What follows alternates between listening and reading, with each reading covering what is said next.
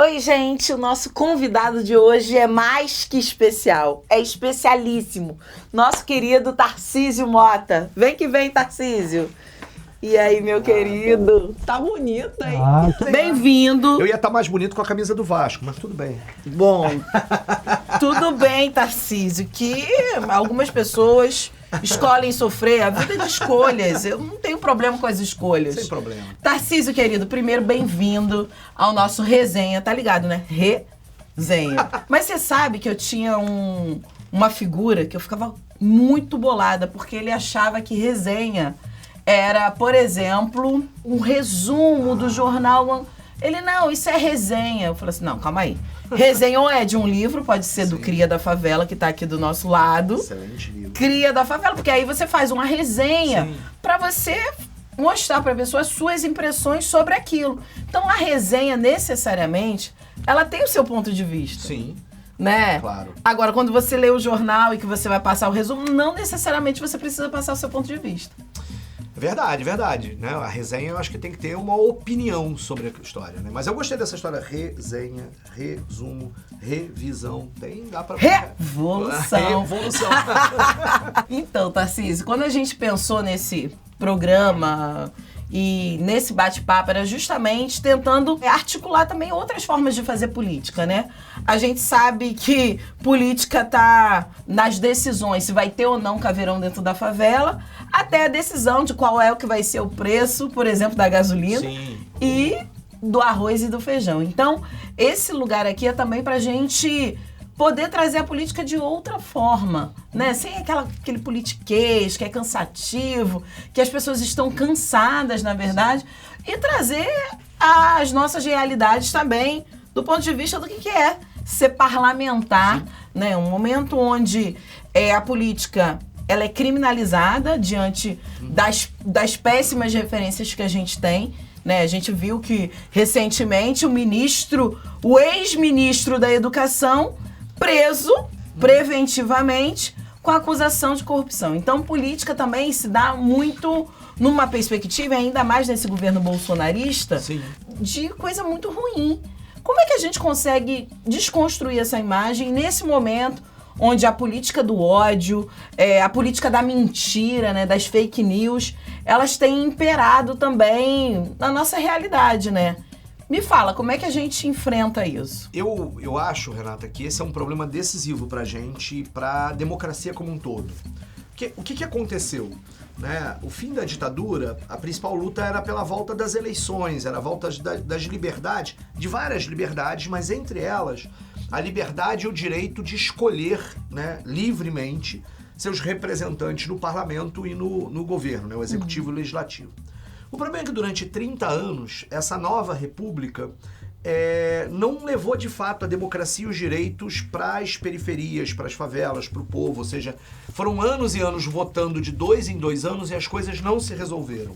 Então algo que foi muito positivo, que era a democracia, não consegue dar respostas concretas na vida das pessoas, e uma parcela das pessoas interessadas em manter o poder e os privilégios onde eles estavam, começam a criminalizar a política. Ou seja, trabalham na lógica do senso comum e começam a criticar os políticos como um todo, né? E isso gera uma série de problemas, entre eles essa situação do atual governo, do Bolsonaro, né? O Bolsonaro se elege com um discurso antissistêmico. É uma contradição enorme, né? O cara com 30 anos dentro da política... Não há nada mais sistêmico do que o Bolsonaro, né? Ou seja, um mandato parlamentar, um mandato atrás, nunca fez outra coisa na vida direito, né? Os filhos, inclusive, nunca fizeram outra coisa para se colocar como alguém que fosse diferente dos demais. E aí, portanto, a gente precisa recuperar a credibilidade da política e não dos políticos em si, porque aqui a gente não tá para ficar passando pano em quem comete mau uso do dinheiro público. A situação do ex-ministro da Educação, Milton Ribeiro, por exemplo, né? Eles precisam ser responsabilizados. Se está provado que desviaram dinheiro público, se está provado que eles fizeram tráfico de influência, cobraram propina, eles têm que ser responsabilizados por isso. Por outro lado, só interessa aos poderosos de sempre que a política como um todo seja criminalizada. E aí nós temos que recuperar algo que me lembro no início da minha militância na juventude, ainda no movimento estudantil, que era o debate sobre a ética na política, que às vezes ele está dissociado de um conteúdo mais de classe. E isso é um problema, a gente depois pode falar disso. Mas esse é um debate de fundo importante. O princípio da ética na política é um princípio que tem que nos reger. Tem que nos reger na forma como a gente exerce o mandato público, na forma como a gente dialoga com a população, na forma como a gente fala dos problemas do povo. E aí é um processo também educativo-pedagógico. Você mesmo disse. Político não é o parlamentar, né? Políticos somos todos nós. Nós somos seres políticos desde a Grécia Antiga. Chama o professor de história, não tem jeito. A gente vai, em algum momento vamos chegar na Grécia Antiga. Mas nós somos políticos, né? Nós somos, na perspectiva de qualquer debate, sobre qualquer opinião, sobre qualquer ideia, é um posicionamento político. E político também é o preço do pão, o preço do ônibus. Político também é o conjunto de coisas que garantem ou negam os direitos do povo. E por isso é tão importante. E isso que você tem trazido, Tarcísio, em termos do processo pedagógico também político, como é que a gente constrói, né? Você, um cara, professor, militante, conta um pouco dessa história, porque eu costumo dizer, e eu tenho usado muito uma frase do Frei Beto, a cabeça pensa onde os pés pisam.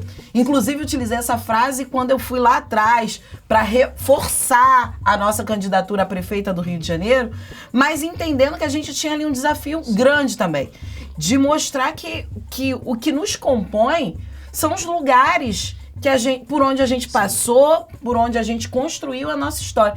E a sua história também é na educação, no processo pedagógico. Me conta, como é que esse professor, Tarcísio Mota, do Pedro II, já trabalhou em escolas também em Caxias. Me conta como é que é esse professor também virar um político.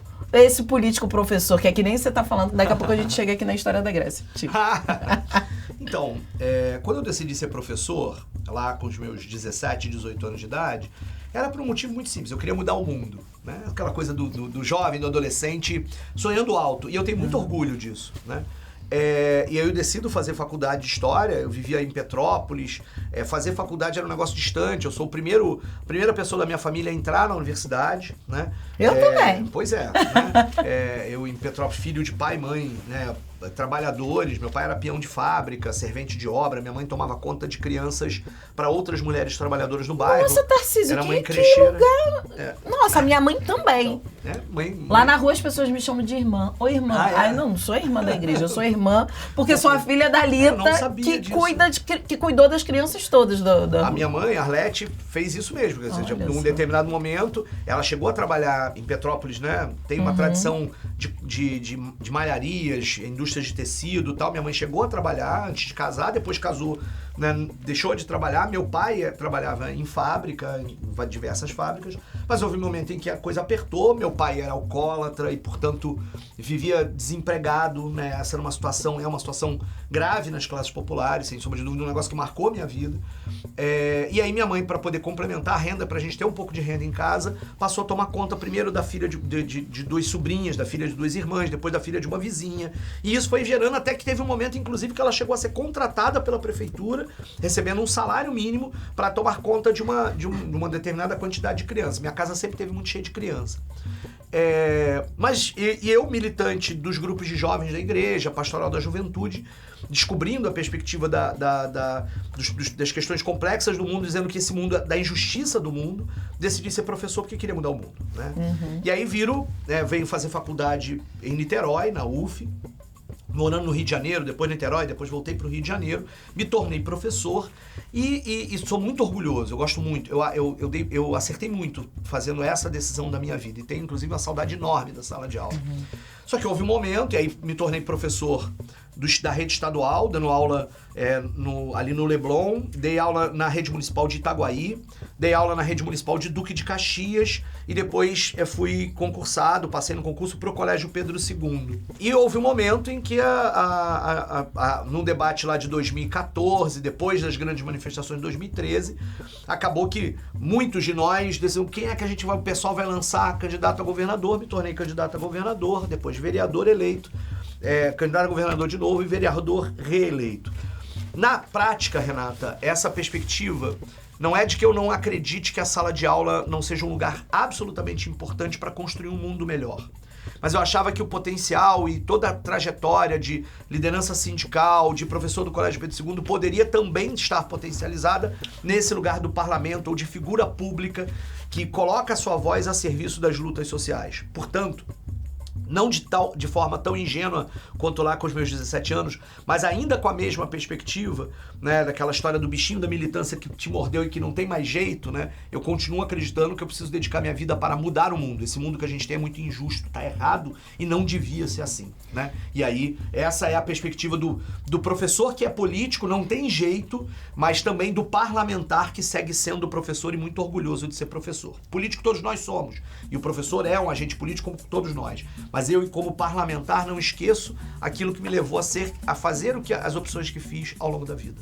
Nossa, Tarcísio, isso que quando você traz, assim, pra mim é evidente. Quando eu tô andando na rua contigo, a gente sempre encontra um ex-aluno do Tarcísio.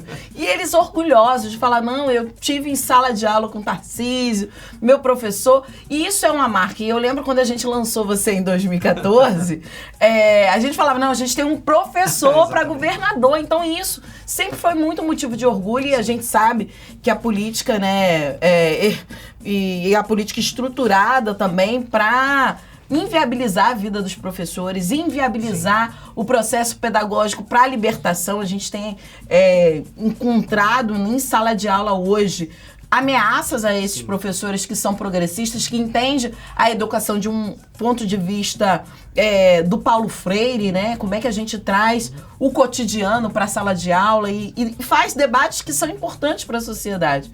Né, debates. Ontem eu estava numa escola também fazendo um debate importante, uma escola pública do Leblon, e me chamou a atenção, aquele professor, um dos professores negros dessa escola pública, deu aula na Clotilde Guimarães, onde eu estudei no meu ensino, fundamental. E para mim foi uma grata surpresa. Ele chegou, olha, eu dei aula na Clotilde. E virou e falou, a Rayane trabalha com você, foi minha aluna na Clotilde. E a Rayane hoje faz ciência política, moradora da Maré, mulher preta, que teve um bebê assim, na adolescência. Então, e ele muito orgulhoso, porque foi professor na escola onde eu estudei e na escola onde a Rayane pôde ser aluna dele. Então, essa referência de professores, a gente tem com muita firmeza, né? E daqueles professores que ajudaram a gente a olhar o mundo de outra forma. No pré-vestibular comunitário foi muito importante. Professor é inspiração, né? É claro que, né, também a gente não precisa estar iludido de que todos os professores são boas inspirações o tempo inteiro. É isso, né? De qualquer profissão, de qualquer lugar. Mas, normalmente, você tem muitos professores que marcam sua vida. Eu lembro de professores meus que marcaram a minha vida profundamente, né? Claro, inclusive quando eu decidi ser professor, eu olhava os professores que eu tinha no ensino médio como possibilidades, né? Será que é isso mesmo que eu quero e tal? Então, me lembro com muito carinho de muitos professores lá da minha época de Petrópolis e depois da época da faculdade. Eu tive aula, Renata, com o Leandro Conner, né? Olha só. Eu tive aula num período da UF, inclusive de uma transição antes das primeiras reformas da Previdência, e com professores fantásticos, né? Eu fui aluno e orientando da Sônia Regina de Mendonça, que é uma intelectual importantíssima para pensar o Estado brasileiro. Fui aluno de Virgínia Fontes, que você também conhece, né? Fui aluno da professora Márcia Mota, que me despertou para a questão agrária. Então tem uma série de coisas. O professor Marcelo Badaró Matos, pro debate da questão, inclusive, do movimento operário. É muito importante. E fui colega de excelentes professores que estão por aí pelo mundo. Então, essa relação com os alunos que eu encontro na vida e que lembram das minhas aulas, né? Essa semana mesmo eu estava conversando com os alunos, eles lembravam de uma atividade que eu faço sempre com crianças de 6º ano, que chama Homem Sem Memória, que é para discutir o método investigativo em história. E eu conto para eles que tem um homem que perdeu a memória, etc e tal, e a partir das coisas que foram encontradas com eles, eles têm que criar hipóteses sobre quem é o homem sem memória. Não tem aluno meu que não lembre dessa atividade. E eu fico orgulhoso pra caramba, porque é uma atividade lúdica e que no final marca a vida daquelas crianças, daqueles adolescentes, daqueles jovens, e isso é levado pro resto da vida como um momento marcante e estabelece uma conexão a partir daquilo que você vai fazendo. E aí, é sempre muito importante isso, né? Eu vou voltar ao assunto da ética, inclusive na sala de aula, porque você, na pergunta, lembrava. Nós estamos num momento muito grave. Um presidente da República que é inimigo dos professores. Sim. É muito impressionante. Nós passamos por muitos governos, municipais, estaduais e federais, que sucatearam a educação pública. Mas até Bolsonaro, nenhum deles tinha declarado guerra aos professores, aos profissionais da educação, às escolas. Guerra mesmo. Né? O homeschooling, por exemplo, é o suprassumo dessa história. O Escola Sem Partido no Palácio do Planalto é isso. Sim. E aí, portanto, a gente precisa recuperar esse debate. O debate de que nós defendemos que os professores têm que ter posicionamento político. E é político e é ético político. Porque não é partidário. Eles confundem essas coisas propositalmente. Educar sobre, por exemplo, ter uma educação não racista, ter uma educação antirracista, mais do que não racista, antirracista, não é uma posição político-partidária. É uma posição política que está escrita na Constituição brasileira.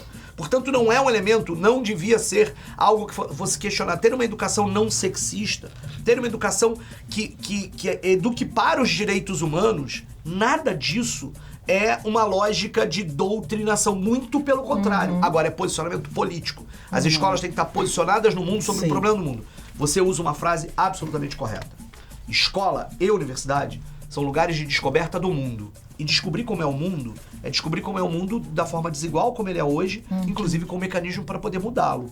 A forma como essas mudanças vão acontecer pode ser plural, diversa, tem que respeitar a pluralidade de ideias e propostas. Mas a escola não pode ser omissa, não existe conhecimento neutro, não existe ciência neutra, não existe escola neutra, não pode existir professor neutro. O professor tem que estar posicionado. Isso significa defender que o professor possa fazer uma propaganda? Não, mas de que ele tem consciência do seu lugar no mundo. Eu tenho muito orgulho dos meus alunos, muito orgulho dos meus professores, muito orgulho disso, de passar e compreender e pensar a própria prática docente a partir desta lógica do engajamento, posicionamento, mas também de uma perspectiva ética. E claro, a gente tem feito algumas provocações também dentro do parlamento, né? Sim. A gente apresentou um projeto de lei chamado Escola Sem Machismo. Escola Sem Racismo. A gente começou a dar nomes a programas que pudessem levar esses debates políticos que são centrais na formação desse sujeito antirracista ou antimachista, porque isso é central. A escola é esse espaço também de poder.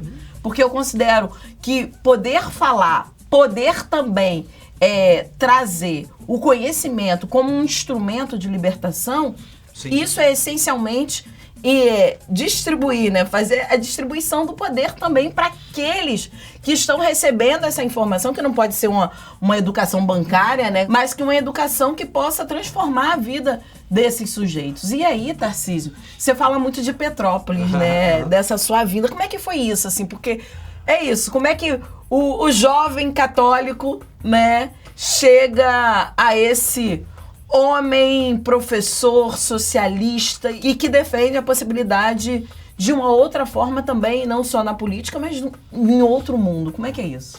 Eu morava num bairro chamado Quarteirão Brasileiro, lá em Petrópolis, que é relativamente perto até do centro de Petrópolis, e eu fiz primeira comunhão, etc., e comecei a frequentar um grupo de jovens lá, né? Na época, inclusive, chamava Clubinho, porque era né, ainda lá com, sei lá, meus 12 anos, etc., E aí, nessa primeira experiência de grupo de jovens, havia uma perspectiva da questão da caridade, né? De fazer caridade. Eu era de família pobre, mas o impacto que teve em mim, a descoberta da miséria, foi muito, muito forte. Eu me lembro porque atrás da onde era uma fábrica que existia no Quarteirão Brasileiro, o prédio está lá ainda, mas a fábrica não funcionava, da última vez que eu estava lá chegou a abrir, fechar e tal, mas atrás dela começou a haver uma ocupação, né, de barracos, de madeira, etc. O início de uma favela, só que ainda muito pequena. E aí, nesse clubinho, né, com os adultos que nos ajudavam, que éramos ainda crianças pré-adolescentes, né, tal, a gente resolve fazer uma campanha do agasalho, uma campanha do quilo, para arrecadar comida e roupa para essas famílias, especificamente dessa ocupação. E nós vamos visitar essas famílias. E aquele impacto foi muito, muito grande, porque era o choque de ver a miséria completa. Me lembro até hoje entrar num barraco de uma senhora, já de muita idade, mas com a filha deficiente, na cama, sem poder levantar, e o cheiro e a coisa. E eu falava, gente, como é que essas pessoas conseguem viver assim? Né?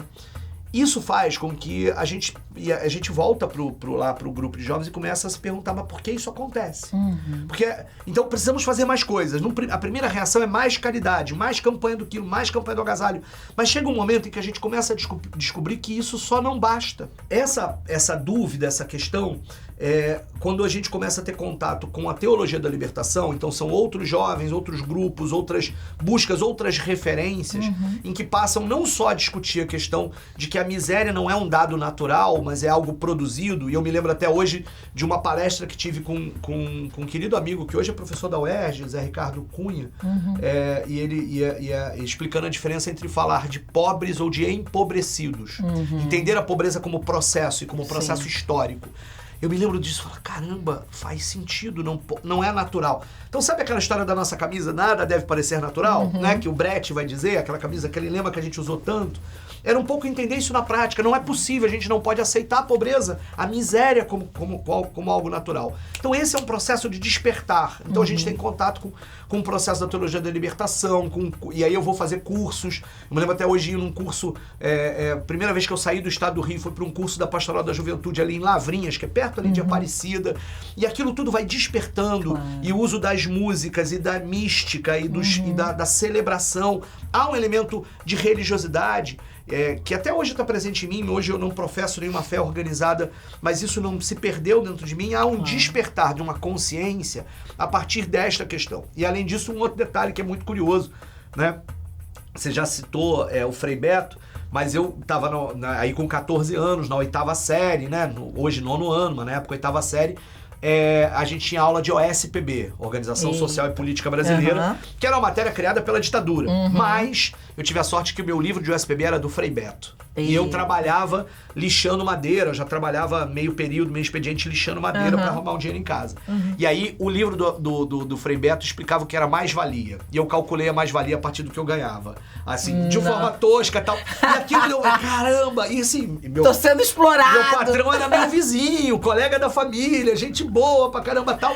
Mas, portanto, há um processo de despertar de consciência que tem a ver com a teologia da libertação, com um grupo de jovens, com a perspectiva da... E aí é isso, a educação é importante. Olha como é que a escola estava dentro. Mas também como os processos educacionais fora da escola. Eram as palestras, os debates, era a roda de jovens perguntando, mas por que a pobreza existe? Por que isso acontece? Esse processo de tomada de consciência foi avassalador na minha vida. Eu não, até hoje, essas coisas, elas seguem na minha vida. Por que a pobreza existe? Não é natural. Gente é para brilhar, não para morrer de fome, e por aí vai, né? Então, essa coisa do jovem petropolitano, né, dessa trajetória que decide fazer história, que decide ser professor, que decide, né, virar figura pública, disputar eleições, que decide e permanece sendo parlamentar, tem um pouco a ver com essa trajetória desse despertar de consciência, que é bom lembrar. Obrigado por você me fazer lembrar de toda essa trajetória, porque é sempre bom. Você diz, a cabeça pensa onde os pés pisam. Mas também é sempre bom lembrar das nossas raízes, das razões pelas quais nós tomamos as decisões mais decisivas na nossa vida. É sempre bom lembrar. Obrigado. Por isso precisamos construir um projeto de Estado do Rio de Janeiro que não seja miliciano, que não seja com essa política assassina de segurança pública que nós temos hoje. É preciso reverter, é preciso virar o jogo, como diz. E por isso é preciso estar bem localizado no parlamento.